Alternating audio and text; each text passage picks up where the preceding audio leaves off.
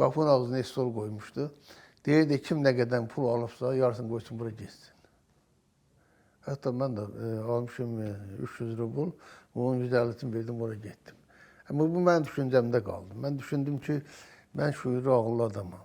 Ömür boyu mən işləyəcəm, puluna yarısını pay verəcəm. Yaxşı olar ki, mən özüm proqraf olam, deyən pulu qoyum, bura gedim. Bu düşüncə ilə mən getdim bizim qonşu kətdən 7 kilometr aralı gecə məktəbi var idi. Adımı yazdırdım ora, mən diplom almaq üçün.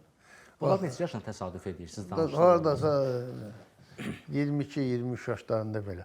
Atam çox narazı qaldı ki, ay oğul, sənin başın xarabdır. Düzdür, 10 gündən bir geldim məktəbində. Adı diplom alam. Siz təsəvvür edin ki, mən 11-ci sinif atestatın alanda dünyada o qədər sevinib qışqırıram ki, ya atestat aldım, ata, bir əllə elədim. Həm atam da buna çox narazıdır və mənə düzgün düşünmədiyim, səhv elədiyim deyil, vaxtımı itirdiyim deyil. Deyim, yox ata, mən proqraf olacağam.